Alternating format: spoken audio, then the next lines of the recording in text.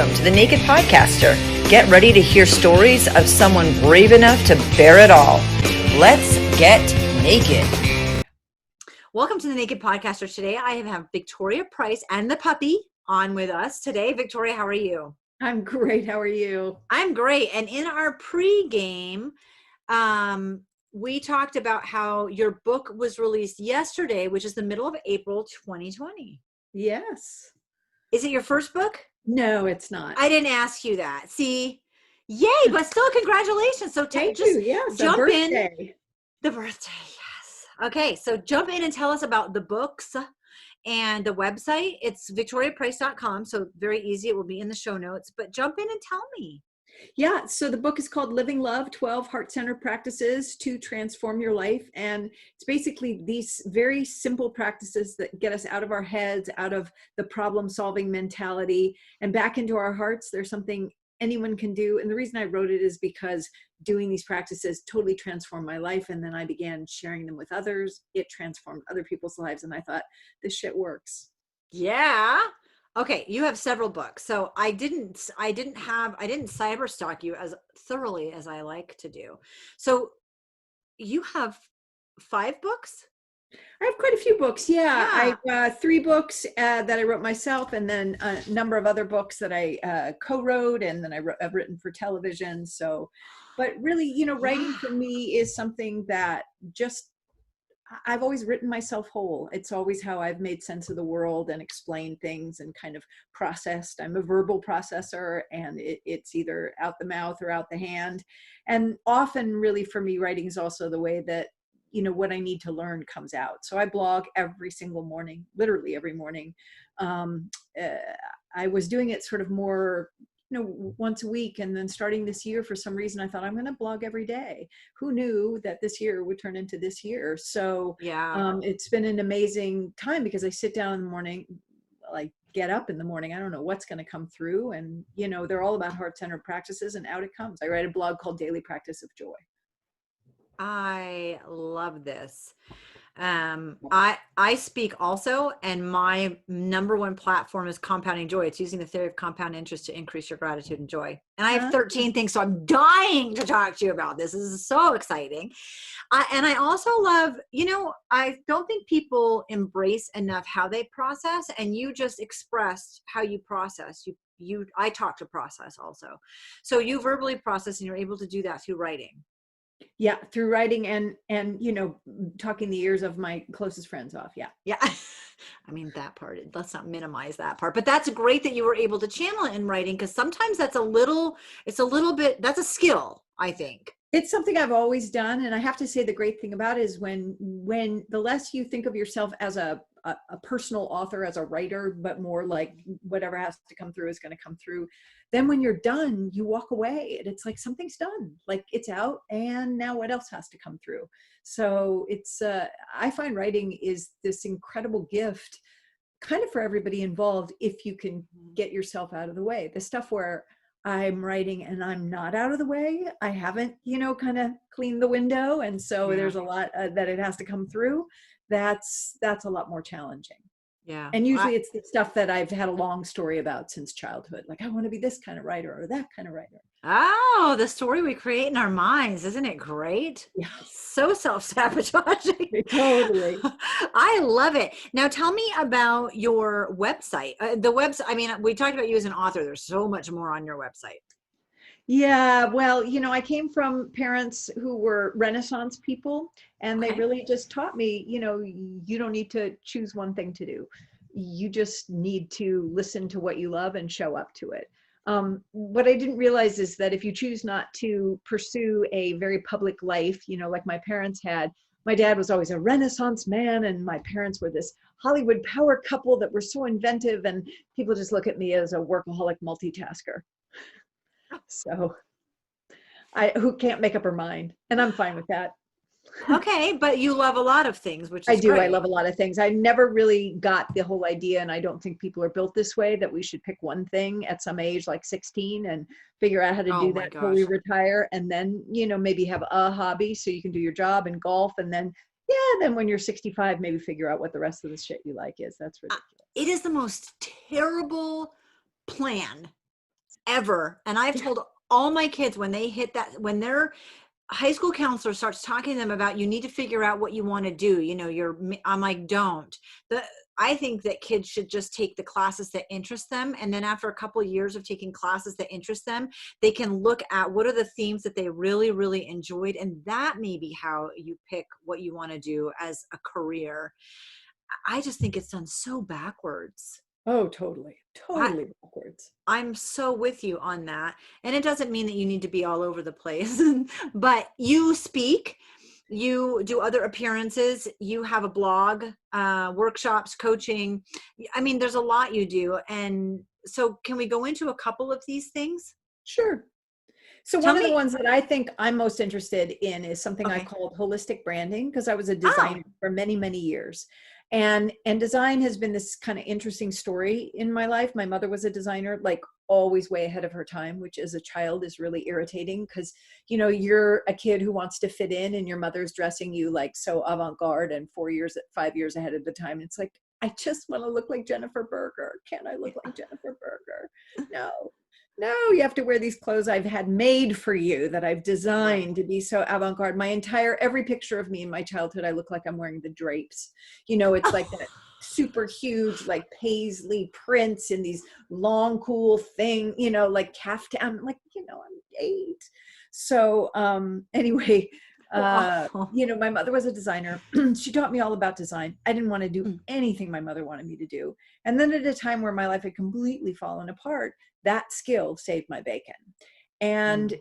it has been something I've done over and over again. I was, you know, in advertising, print advertising in my early 20s. I had one of the, really a very successful design build business. And so those skills have always been there. And I'm a sort of an avid photographer because I love it. So I just love visuals, and I'm an art historian by trade and had an art gallery for many years. So I love the visual thing.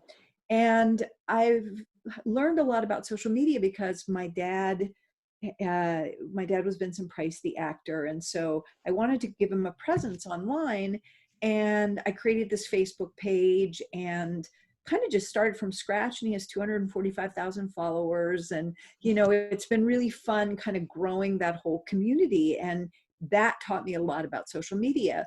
And because I love my dad, it was a fun practice. But when it came to doing it for myself, because I'm a hermit, I'm a hider, I don't like being, you know, I was given all the skills to be a front of house person, but I was given the heart of a back of house person, you know? And so I'm a hermit and a hider. And so what happens is that I find that for myself, it's a lot easier to kind of do things visually without being in the front. And for my dad, let him be front and center. But I learned a lot about social media and how to do it, build websites and do all sorts of branding stuff, and added that to working for almost every major movie studio, how to do that with a holistic sense. Because I think there's this way that many people feel kind of abused by social media, like they have to whore themselves to and be somebody they really aren't in order to get themselves out there. So I work with them. It's sort of like spiritual direction and business coaching to really be able to articulate who they are. And then we co-create their website and their social media branding and everything they put out there. And it's so much fun, you know, it's just so much fun. And I love it. And that's something, you know, you said what you told your kids to do, you know, you just described sort of what I've done. Like, well, I Okay. like this about this job and I like that about that job. And I'm good at this, but I like this part of it, but not that part of it. Uh-huh. It's so much fun using all those skills to help other people shine and do I what they love. love. And I think I honestly feel this, if people are doing what they love, there's an energetic out there, Mhm. and it's so important because that means that we're believing that it's possible to have a world where we are supplied when we do what we love, as opposed to thinking we're going to Right. grow up, do something we hate, and maybe someday we'll make enough money to retire and then do something we love. Like, no wonder we're fucked. It's the worst model ever. I hate the model. Yep. Yes, it's so backwards. I love that. But I also want to touch on something else you said because it's a personal belief of mine. So it's probably why I picked it out. I didn't get my college degree. And there was a time about 15 years ago that was like, felt bad about that. You know, you're looking in corporate America and you don't have this piece of paper, and they wanted it in any, you just have to have a bachelor's in anything. Right, exactly. It's not even in this job. You just have to Too have it. shiny. Yep, you'd be fine. It's so terrible. And I looked at my life not in a resume of where I'd work, but in what every situation taught me, the skill set that I gained in my situations. And I was like, God, I want to hire me. My resume looks awesome. Right. Because it's how you, so you're looking at people that way and what they Yes. do. Like Well, the you know, list. it's really interesting because when I said, you know, I took from this, I taught for many, many years. Mhm. And the reason I taught is, you know, I'm kind of a polymath. I have one of those heads that is interested in a lot of things. So Mhm. teaching was a great way of keeping that brain part of me interested. But really why I taught is because I had a teacher in 7th, 8th, and 9th grade who, when my parents were going through a divorce and my life was really changing, I changed schools and locations and sort of status in the world.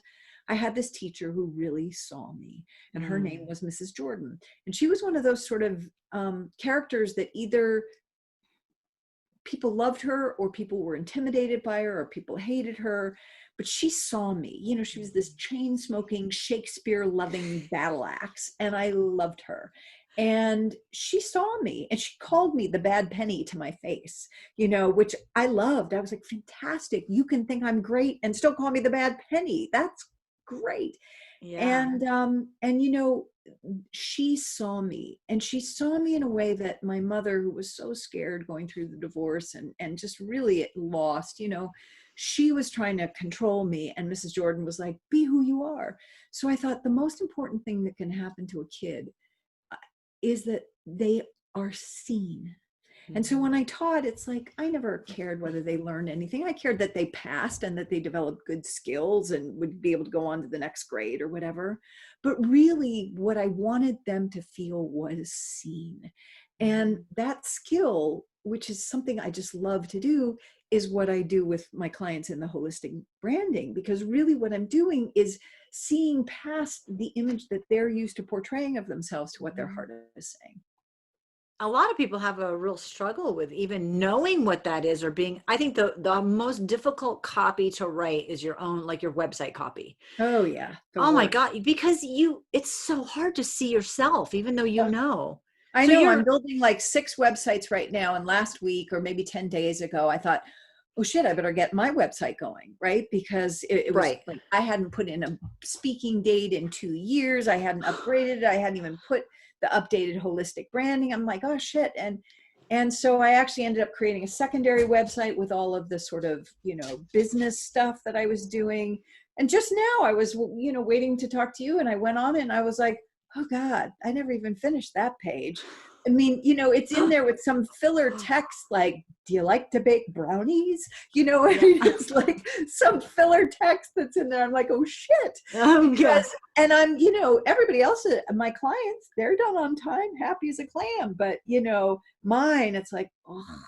Yeah, but it's so hard. Even if you know yourself well and you're not afraid of being authentic and all of those things, writing it about yourself is terrible. Yeah. I think it's nearly impossible to see yourself like you're talking about. Yeah. You know what I mean? Well, you know, I think, you know, we're all burdened with some false sense of self that we need to learn how to release. And I feel like there's two kinds, sort of two camps. You know, there's people who see themselves, you know, wearing the crown, you know, big egos, and that's a burden that you need to learn how to release. And then there's those of us who, you know, see ourselves, you know, with pushing the rock up the hill like Sisyphus constantly, Yeah. you know, and that's a different form of ego that also has to get released. But, you know, either way, it stops you, whether you've got the inflated ego or the, you know, or the big rock of an ego you're trying to push uphill. Either way, you're not seeing yourself with your heart. How shocked are people when you really see them and then you show them what you see? Well, you know, it's fun. They're sort of like delighted. I did this video for a client for something, and she put it, she was so happy when I sent it to her, and she said, I'm just crying. It makes me so happy. And you got me. That's my journey. You said it's like perfect. And then the next morning she said, I'm so scared to put Yeah. it up. I think people are going to mock me and laugh at me. Like, she was delighted that I saw her, but the idea of putting herself out there and having other people see her say, I don't know what to do. I'm like, oh.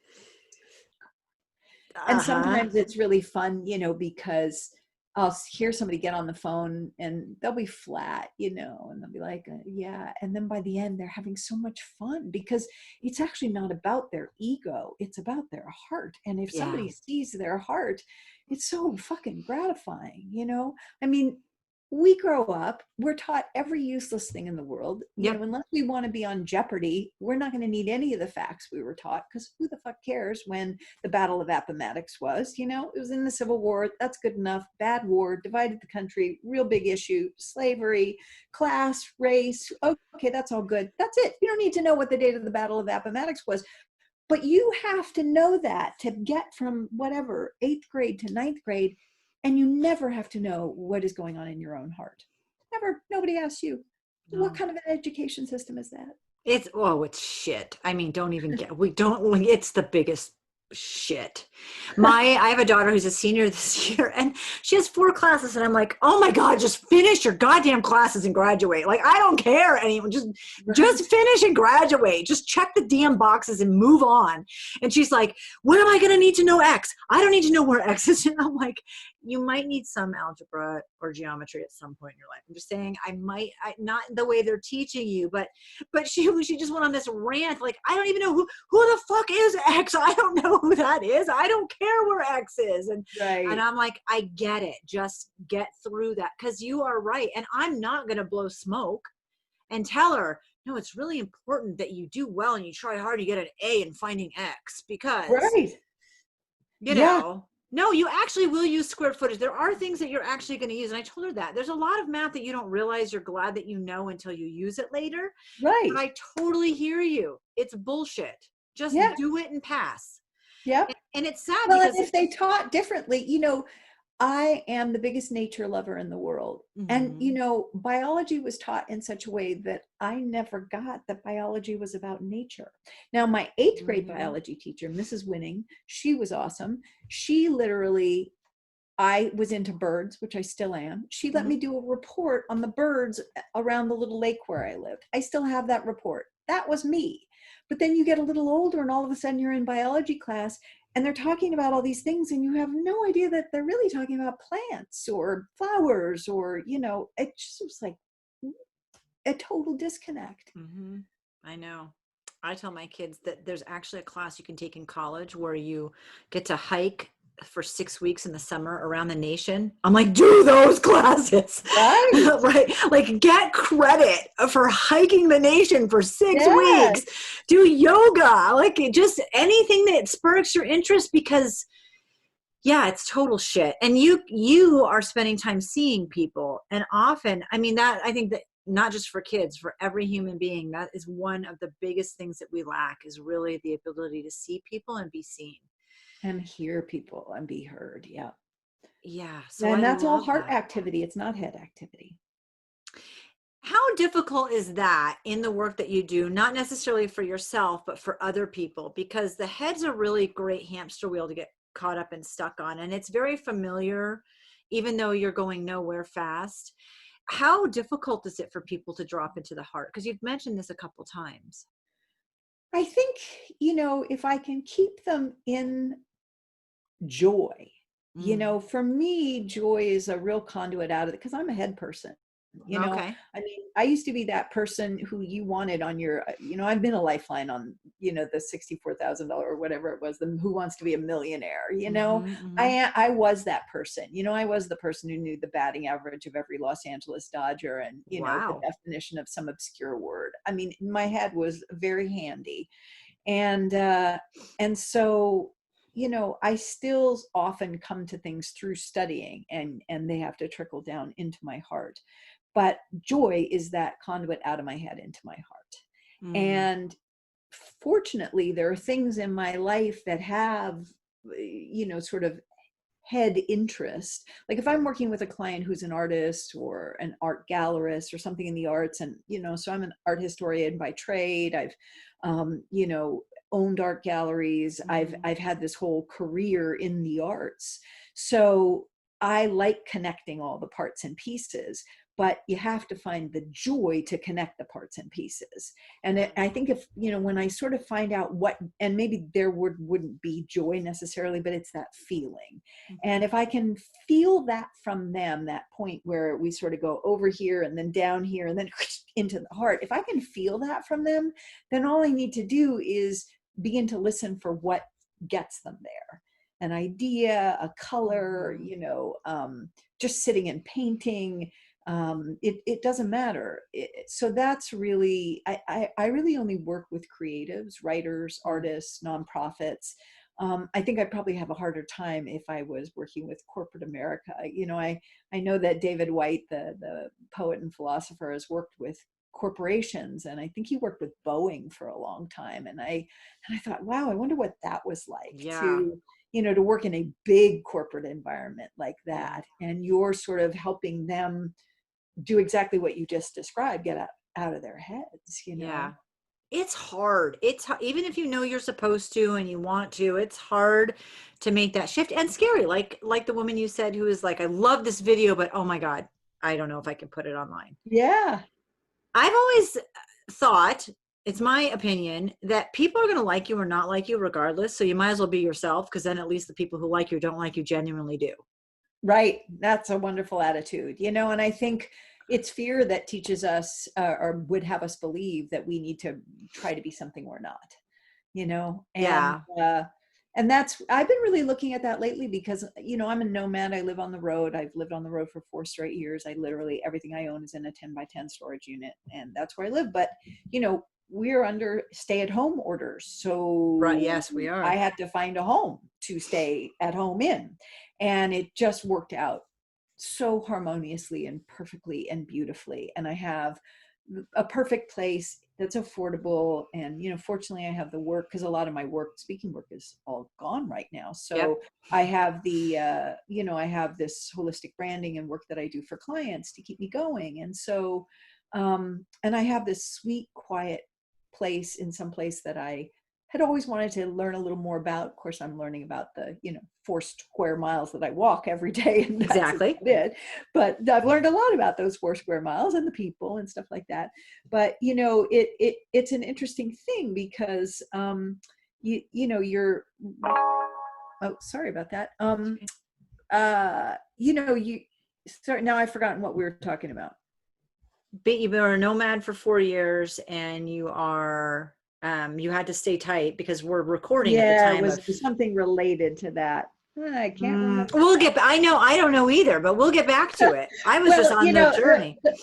what did you say before that about heads and hearts and? I just think it's really hard. Oh, she was afraid, and we should, at least people will like us genuinely or not like us genuinely is the Oh thing, I yeah, think. right. So there you go. So I'm home. I'm off the road for like 4 months, and I Yep. have not been in one place, let alone in one place. Like I haven't been in a store in 4 weeks or 5 weeks, let alone like literally in one place, not moving in Mm-hmm. forever because I live on the road. So here I am, and I'm realizing that this part of me that's a hermit Mm-hmm. is so happy being a hermit. And so I'm thinking, well, how do I find a way to honor that? I said it earlier, that I have the skills to be front of house, but the heart to be back of house, Right. like I like being sort of behind the scenes, but I also have the skills to help people through my ability to communicate. And I Mhm. thought, well, I'm just going to have to own that for myself. I'm going to have to own that that's true for myself. And then that will show me what that means, because I'm just not that person who wants to be, when I do, like, I've been doing these little book readings, because as you said, my book just came out, and I put Mm-hmm. my dog in front of the camera. I read and I show her, because I'm just much happier, or I make things with beautiful graphics. So yeah, it's an interesting thing, and you have to own it or you won't get to know where you're supposed to go next. And that is the joy too, is owning who you are and where you fit in and what brings you joy, and owning Yeah. it. Yeah. I think that's tough for people too sometimes. But let's go back, because you said that your dad is Vincent Price, which I didn't know. Oh, I know. I didn't cyberstalk well enough, I guess. But tell me, let's go back in time, talk about your life and your struggles and jump in. Um, so I grew up in a 9,000 square foot house in Hollywood, and my parents were workaholics. They were gone a lot. I had a map over my bed, and my dad would send me a postcard of where they were, and I would stand up and I'd move the little colored pin with the little flag that was my dad or my mom someplace else. And I think that's part of why I became a nomad, kind of just thinking like, oh, I'm I'm going to grow up and move, I'm going to grow up and the world is going to be my playground, but I'm definitely a mix between my mom and my dad. I have sort of the skill set that my dad had to communicate and inspire people, and then I have the sort of design behind the scenes mindset of my mom. My dad was the loving one. My mother was the disciplinarian. And it was at the time I wanted the love and not the discipline, but the discipline is definitely what's kept me alive. Because you grow up in that environment with all this very warped sense of privilege. And my parents were strict, but you grow up with all this stuff. And even though I had to earn my allowance and didn't get an allowance, if I didn't do what I was supposed to do, you still, you cannot grow up in that environment and not have a sense of entitlement and privilege. I can't imagine I grew up polar opposite. So I mean, I can't even wrap my head around what it was like to grow up in that environment. I love your push pins though. Oh yeah. It was my mom's idea. That's very clever. I love, I don't know that many people can relate exactly, but good for your parents for making you earn allowance and stuff. Yeah. Yeah. Good. No, they were really strict. If I wanted something, I was like, oh, I want that 10-speed bike. They were like, well, let's go into the store and find out how much it is. Okay. It's whatever a 10-speed bike was. And then they were like, okay, now what are you going to do to earn it? Good for them. Oh yeah. I mean, very, very much so. But still there was this warped sense of like, well, how come I can't have the things that the other kids can have? And, so, and how come you can buy what you want, but I can't buy what I want, and, but if you want me to do it with you, then you'll buy it for me. But so it was illogical, their attitude toward money. And that was a challenge to me. My mother told me very early on, she didn't believe in inheritance and I wouldn't inherit a dime. And I was 9 or 8 or 6 or however old. And I'm like, what's inheritance? I think I must have been about 8. And she said, it's what you get when people die. And I was like, who's dying? Like, that's what I wanted to know. So there were a lot of different mixed messages, and this sense that you could do anything. And then also this real sense of, if you think you can do anything, then you might be a Beverly Hills brat who thinks she's entitled. Oh. So it was hard to kind of. And when did you realize that? I think, I realized it early on. I realized that my parents were different than the other parents, that I was being raised very differently. My best friends growing up were Nat King Cole's youngest daughters, and their dad died when they were, I think, 3. And their mother, Maria, was as strict as my mom. And my mom and Maria just loved each other, because they were these very elegant women with very high standards for themselves and their children. And so the twins, were still dear friends of mine, Casey and Timmy. We would just thank God we had each other, because we'd all look at each other and go like, how come our moms make us do this? And, the other kids get to do this or do that. And, but it's interesting. The 3 of us ended up going to very similar colleges, ended up doing a lot with our family legacy that gives back. And so I think we look back and we think, thank God. At the time we were like, are you fucking kidding me? It's so unfair. I mean, it is weird saying, my best friends were Nat King Cole's youngest kids. People say, oh, what was it like growing up in Hollywood? It must have been so. It's like, well, it was like growing up in Detroit, and your dad worked for one of the car companies. People in Hollywood, a lot of kids' parents work in Hollywood. Right. And I don't think kids pick that up. First of all, you don't know anything different. And also it's your parents' job. Right. They have a job and you live in this house, and I mean, like, why that doesn't mean anything to you until you realize what it means after you've grown up enough. Right. I love that your dad was the warm one. So take me through some of wherever your struggles really started. I know that there were incongruencies in your childhood, but that sounds like it was pretty okay. Yeah, I think, what really happened for me was, I'm trying to think, now that I've written so many different things and seen Mm-hmm. some of the traps that I've fallen into, if I have to go deeper than the things that I've written about and really think like what fell through the cracks, I would say that any place that fear comes in is a place where we begin to get separated from our hearts and separated in the belief from the belief that there is this absolute powerful force that I think of as love that just is everything.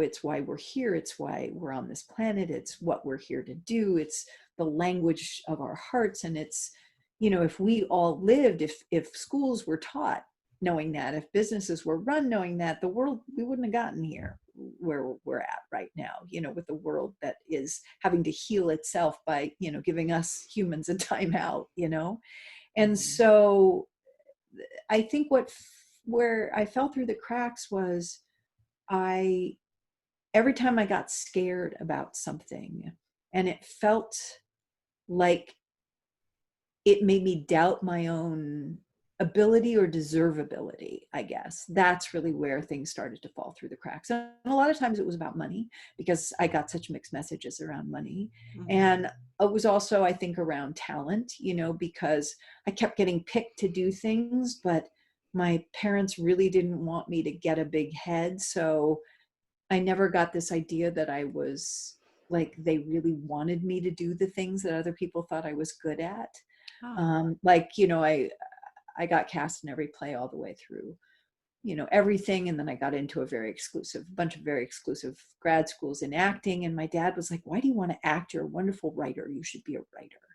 And I think, he just didn't want anyone to have that lifestyle, and maybe knew on some level that, because he knew what it took. He had a 65-year career, and he knew I Yeah. didn't have that, that I would want to do that more than anything in the world. And he was right. But and I realized that very quickly, but you want to hear sort of unconditional love coming through in terms of, it's a fine line, right? I mean, I remember when America's Got Talent, they would put these kids on there who everybody in their family had told them they could sing, and they were, tone deaf. It was painful, and the judges were laughing at them behind their backs. It was just horrible. And inevitably one of the kids would say, but my grandmother said I have the most beautiful voice in the world, and that's what my parents didn't want to do. They didn't want to delude me, but Right. some of the messages came out sort of backwards, I think, because they didn't come from love. They came from fear that they might raise an entitled child or a bratty child or something like that. And I think when the messages come through from fear or triggered by their own fears of money, my dad grew up wealthy, and there was all this family history, generations and generations of people who were self-made men and their history around money. So that came through. And I think that's really where I fell through the cracks, where sort of what I wanted to do and how I would earn my living Yeah. doing it. Like, you know, the things that people wanted to pay me for, I didn't want to do. And the things that I wanted to do, people didn't want to pay me for. That's such a conundrum, isn't it? I remember Yeah. When I was really young. Yeah. I graduated, I was in college in 1988, and I remember wanting to do like journalism and communications. And back then you had to type and print your stuff and mail it to everyone. And it was just so difficult to break into that. I thought, this isn't worth going into. And I didn't. I stopped going to college. And little did we know the world would be digital at some point. But I mean, it seemed wrought with pitfalls. So you don't follow your heart because, oh, I love it, but how am I going to make money at that? and I'll have Right. college debt. Like we all are on that same sort of, I think everybody gets that. How do I turn what I absolutely love to do into also an income? Well, this sort of relates to my book. One of I love it less now because I sort of see the man behind the curtain. But when I was growing up, because I grew up in Hollywood, and I think every kid has to be a fan of something. I was a fan of sports, and my dad Mm. and mom loved baseball, and they loved certain sports. So it was something we shared as a family. And I grew up being a fan of sports. And as I said, I had that crackerjack mind. Like, I knew every birthday, every hometown, every height and weight of every Los Angeles Dodger in the 1978 team. I just had that mind. And I had been trained to be somebody who was good at sort of putting yourself out there. Um, I wish that I had tried to be a sports journalist Oh, because I loved sports so much then. There's still aspects of sports that I really love now, just less because it's so commercial and mhm. money driven. But I loved sports so much then. And had I tried to do that, the message I would have given myself was, it's okay to do what you love. But I think, I went to these really fancy schools, and, I studied all these pretentious and fancy things. And I think I thought, how can you think it would be okay to be a sportscaster, or a sports journalist? That seems ridiculous. And the funny thing is that my college, two of the, sort of more successful graduates were the owner of the New York Yankees and the head of Major Oh, League Baseball. So it's not like that wasn't there, but there was right. something tied in that in my family that meant being in the arts. And the funny thing is, both my parents loved sports. And at one time, one of my perks for one of my jobs was that I got season tickets to, or really, really good seats to the Los Angeles Lakers at the height of their fame. And when my mother would come into town, she'd be like, could you get us the tickets? And we'd go to the games and we'd have so much fun together. I think they would have been delighted. They loved sports. They would have Yeah. known it was something I love. I was that kid who read the sports page from the moment I could read. And so the message I gave to myself by not even considering that, I mean, I didn't even think to do that. Like, it wasn't even on my radar. Right. And by not doing that, I think the message I gave to myself was, there's this very complex quadratic equation that tells you who the fuck you're supposed to be and what the fuck you're supposed to do. And if you get it all the parts right, then you'll make money and you'll be happy. But it's really hard. Yeah. And, in my 20s, it would have been great to just make any money. And I'm sure I could have made any money in some way as a sports journalist, at least as much as I made doing the crap that I did. I So, think again, it's backwards, right? right. And we don't even, you said you didn't even consider it. Like, how in the world did you not? I know, exactly. Exactly. How in the world did that not even pop to my mind? Right. And then by my 30s, I had friends who were sports journalists, many of them, and I was like, how'd you get that job? Well, you know, I mean, many of them did, as they were, all three were women, and two got them because they were really, really world-class athletes. And the other, because her dad was a sports journalist. Nonetheless, I could have fucking tried. Right. Yeah. I know, we all, I think most of us have issues somehow with money stemming from something. And sometimes we can't even make it tangible, but you're right. I mean, how much money was I trying to make in 1988? Right. It's the stupidest, but we have this idea of following the steps or fitting in or doing the right thing. Right. Now, one of the themes in your life was that there was something that needed to be fixed, and you gained and lost things a lot of times. So dive into that a little bit for me. Well, the funny thing is, I think it's as you're saying, and I think it's the parallel between being given the gifts to, um, evoke responses and inspire people, and yet, being a hider and a hermit. If I look from that perspective, I've always been able to make money, and I've never been able to keep it. And I think the never being able to keep it is feeling like I was told at a very early age that I didn't deserve it. If you're told when you're 8 that you don't deserve an inheritance, if every other kid, if you grew up in privilege and every other kid is getting an inheritance, no matter what explanation they give you, it doesn't feel right, because you're going like, oh, okay, well, that's great that you don't believe in inheritance, but every other kid, I mean, I didn't mind that I didn't get the car, or didn't get the this, or didn't get the that the other kids got, and that I always had to earn it. But there was something about inheritance that just what it felt like they were saying was, my idea of what is important is more important than taking care of you. And and that sort of dovetailed, as I think about it, with sort of their lives. Like, our idea of what is important, well, we go out into the world and we do this, is really more important than taking care of you, because a lot of the people I was left with were like, I didn't like them. And when I was 6, this wonderful woman came, and she's still one of my dearest friends.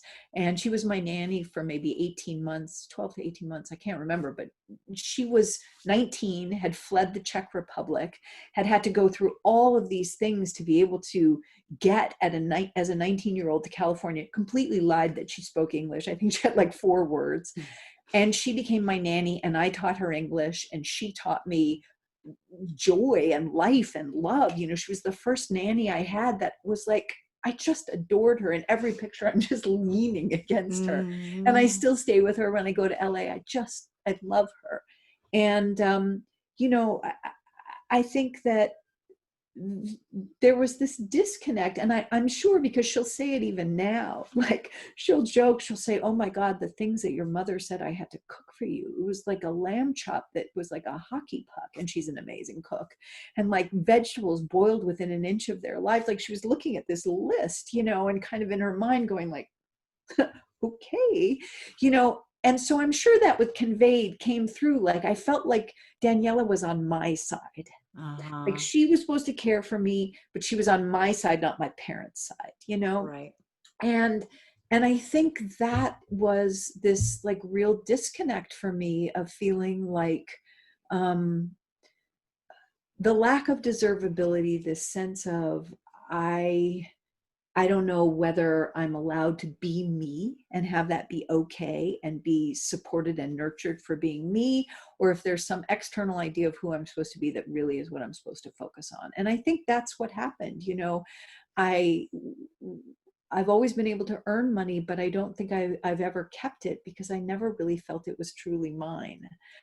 And I think then I made a lot of wrong choices with it, because it never felt like it had come in. It felt like it was just supposed to wash through. And so, I'm, closing in on 60, and I'm really just learning that, learning like, oh, you still have healing to do around that. Yeah, unfortunately. I mean, for me, that triggers being worthy. Oh, totally. I mean, like, you say that and I'm like you weren't worthy? Like, what was she saying? I don't understand. Because, as a kid, your parents are everything to you, and you want to be something to them, and to feel like you're not worthy or deserving of whatever they're giving you is so traumatic. Right. Well, and I think, again, with a kid of privilege, it's a really fine line, Yeah. because Yeah. I would rather be working on what I'm working on now than working on what some of the other kids who grew up in my circle are working on, which I think is a whole other level of lack of worth. Yeah. I'm very consciously trying to use what I've learned to give back. And I think there are some kids that I grew up with that there's a much bigger disconnect. Yeah. And it's really not their fault. They were just given everything, and almost sort of with no there, there was no there. And so I really feel like I'm grateful for it. Okay. I'm grateful for it, but it took me a while. It took me a while to, sort of not feel like I was constantly trying to live up to some standards that my mom had for me, or blaming my mother. My poor mother, I blamed her for everything for years. It's like, oh, it's rainy. Oh yeah, it's my mother's, it's like not quite Bet that you're bad, making it but rain now. yeah. I mean, she was dead and she was still making it rain. I mean, that's not quite true, but I mean, there was just so much that, I felt like my mom, my mom, my mom, and now I just have nothing but love and gratitude for her. But, there's still always work we have to do. And I think you're probably right. The next step for me is actually going to be owning these parts of me that seem to not fit together, and trust that it's a jigsaw puzzle, and at the end all the pieces are going to fit, Yeah. and that there aren't going to be two missing like there are right now for my jigsaw puzzle. Brand new jigsaw puzzle, two missing. How they can't do that to you? It's just wrong. It's wrong. So money, jobs, homes, relationships, your heart, soul, sense of self-worth is what you wrote to me. Like, you've lost them and gained them a lot of times. There was a point for you where there was a shift, though, and that's when you started creating a daily practice of joy. So why did you decide to do that? What was the catalyst behind that, and how did that make so many changes? Well, after one of the times when my life fell apart and it came back together again, and I felt like I was doing everything right, I had this epiphany one day, and I realized that although I was doing everything right, I was miserable. And that if I had to keep living like that, doing everything right, I didn't want to live another 40 years, and I wasn't going to make it like that. And that happened to be the year that my dad would have turned 100. So there were these celebrations all over the world that somebody cleverly called the Vincentennial. Wow. And so I went all over and I talked about my dad. And I am not a horror movie fan. I never liked being scared, but I felt like what the horror fans, they all knew more than I did about the movies, but they wanted to know about my dad. Yeah. So I decided I would talk to them and share with them who he was and how he lived by sort of embodying it. And for a whole year, I did that. And I worked and did all the rest of my jobs too. But I was so happy that year. And I was happy, even though there were difficult things happening in my life, because I felt like me. And when I really tried to sort of say what that was, or what made me feel like me, it was that I felt joy. And I realized like joy was the kicker. Joy got me out of my head, out of the work, into my heart. So I came out of that year like, I know what it is I need to do to change my life. And it took another like almost 2.5 years to really get to, stop talking about joy and start practicing joy. And really it took hearing in my own ear, you need to start a daily practice of joy. And I was like, oh, what would that look like? And so I really had to kind of think about it. And joy, to me, this is a definition I love, is the pure and simple delight in being alive. And that is how joy feels. Like, it's just all the head shit goes away and you just feel this joy in being alive. And so I began to practice that.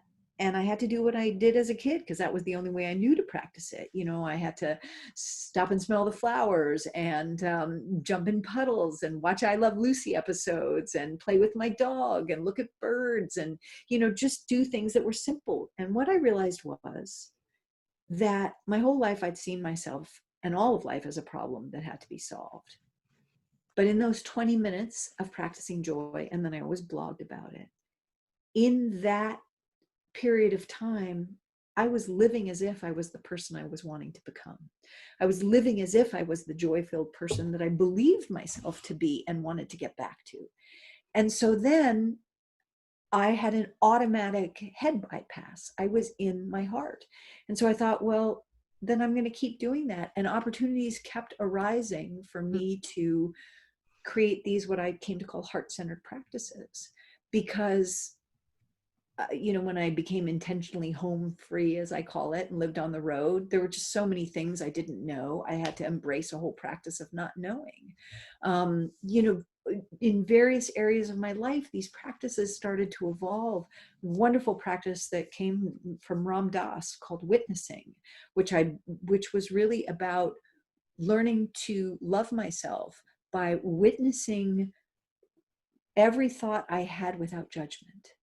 And when I witnessed the thoughts that I had without judgment, then all of a sudden the juju of those thoughts changed. And I could see certain thought patterns and go, oh, that's why that's happening. And then actually choose to replace them. Like, well, okay, if I'm not going to judge them, then do I really want to, Ella, you're such an asshole for thinking that? Or, oh my God, what what a jerk you are, or what a jerk they are, and Mm-hmm. what an asshole. Oh my God. If you just kind of go, wow, I'm witnessing that I'm really triggered by that person. And then it's much easier to kind of go, worth it? Worth holding on to? No, Maybe not, no. Right. And so these practices really began to shift me. And I would find, one of my real sort of hair shirts that I had to wear all the time. My brain works quickly. And so if I call customer service, like I want them to be as quick as I am. They have scripts, right? Right. Yep. And so I'd be like, oh my God, such an asshole on customer service. But when I started witnessing, I would look at that like, wow, you're really an asshole. But if I didn't Right. judge myself for being an asshole, I was just observing, like, you're being an asshole. And then I had to say, why are you being an asshole? Well, Right. because I'm impatient. And if I wasn't going to judge myself for being impatient, I would say, why are you being impatient? Well, because I'm a workaholic and I think that I have so much work to do. And if I don't finish this right now, then what's going to happen? And it's like, so why are you working? And it gets you to this Yep. place of unpacking where all of a sudden you realize that it is just not worth holding on to a lot of the things that you thought were really essential to you. So all of these heart practices, like, they changed me. They just changed me. And, I think I'm a nicer person. And so, the thing you've helped me see today, which I'm really happy about, is now I need to continue to witness and be nicer to the things I haven't yet accepted about myself. Mm. I have to do the, late 50s, early 60s version of letting myself become a sportscaster, Yeah. sports journalist, whatever that is. Exactly. And I think in investigating those, we let some of those go too, but then they're okay. Then it's Yeah, like, right. Exactly. It's not, it's I mean, I would never be a peaceful. sportscaster now, but what's the equivalent of that feeling? Right. What is the Right. thing that I absolutely love? What do I love more than anything? Well, then do that. And if at first it doesn't pay your bills another way, but do that. I want to ask you about your minimalism journey because I'm a minimalist. And Mm. so I find that personally curious, but also I started because I wanted less stress. And the house it was stressful. There's too much stuff and I was cleaning all the time and it was just stressful. But it had such massive side effects, over the last 5 years, where this is the first year we want to renovate an RV and live in it full time. Wow. Yeah. And so you have lived nomadically. What does that look like and mean? And how did that help you embrace joy?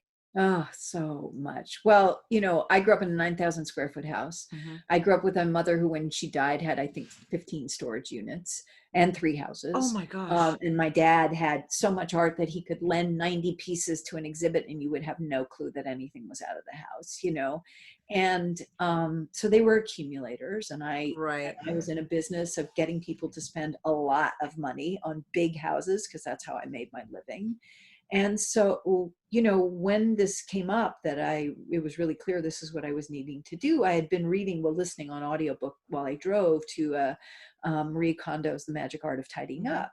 And she says, hold everything and see if it sparks joy. And since it was joy, I thought, oh, well, okay, fuck it, I'll try. Right.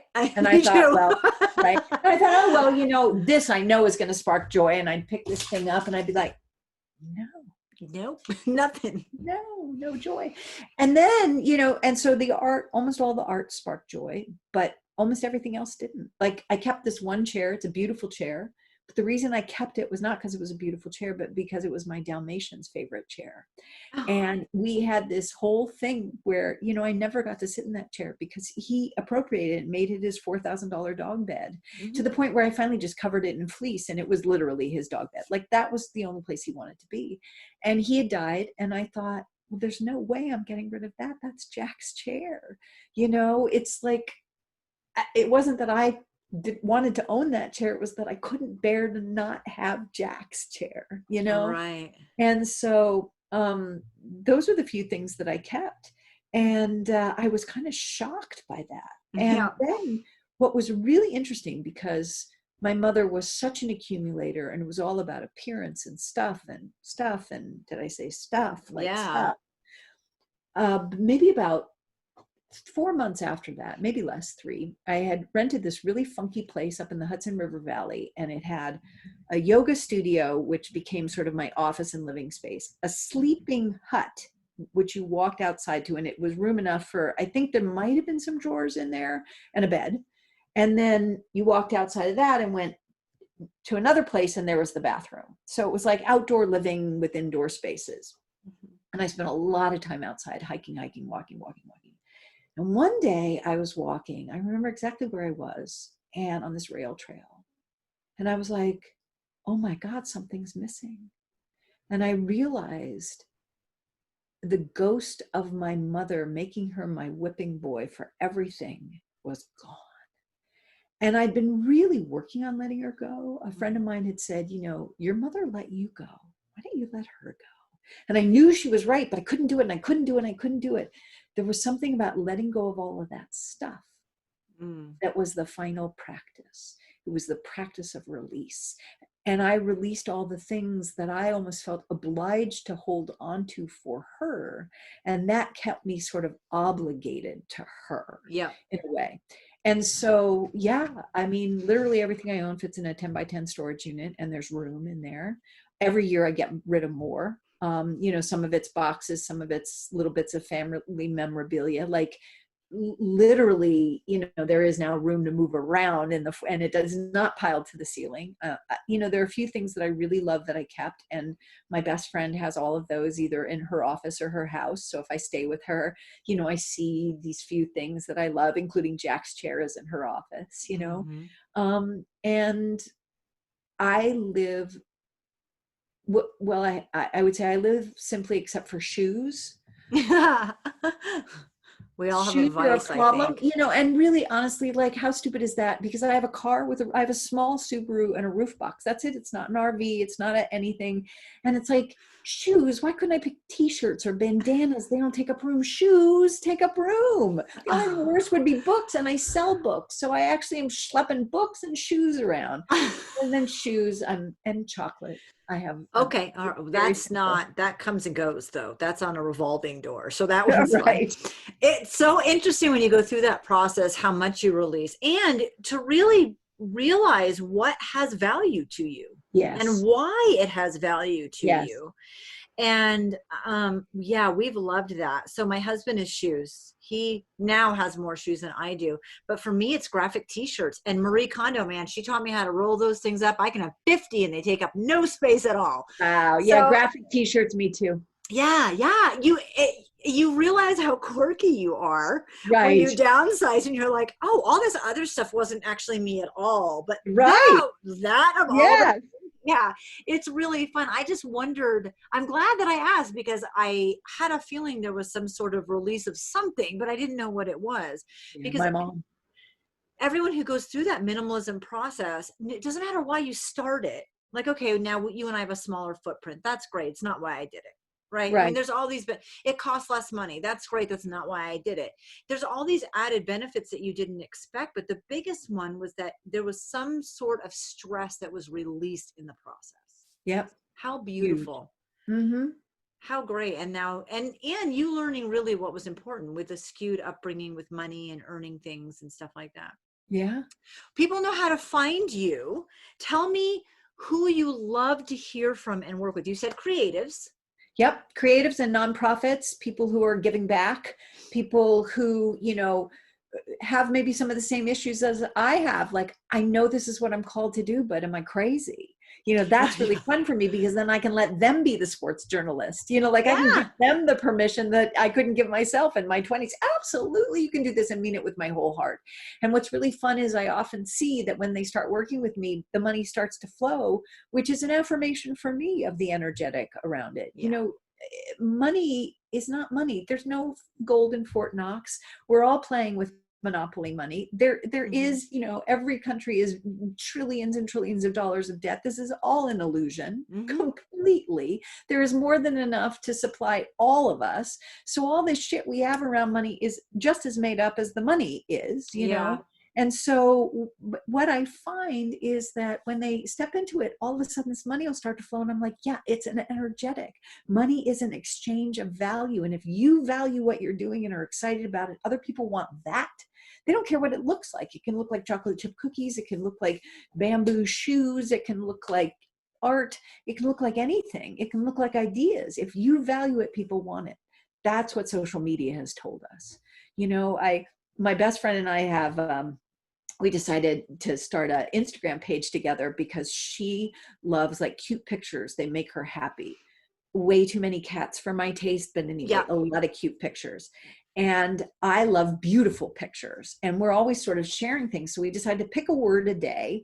And she sends hers and I have mine, and we post them together. So, and we've called it duologue because it's like a duologue between the two of us. So her picture, which is always like a ridiculously cloying, as far as I'm concerned, cat picture or something, Mm-hmm. then the word, and then my picture, which I think is always very tasteful and fabulous. Well, honestly, without exception, her pictures get like way more likes than mine. And they're like some ridiculous thing of like a little baby piglet on a pink blanket. That thing got 300 and, you know, whatever likes.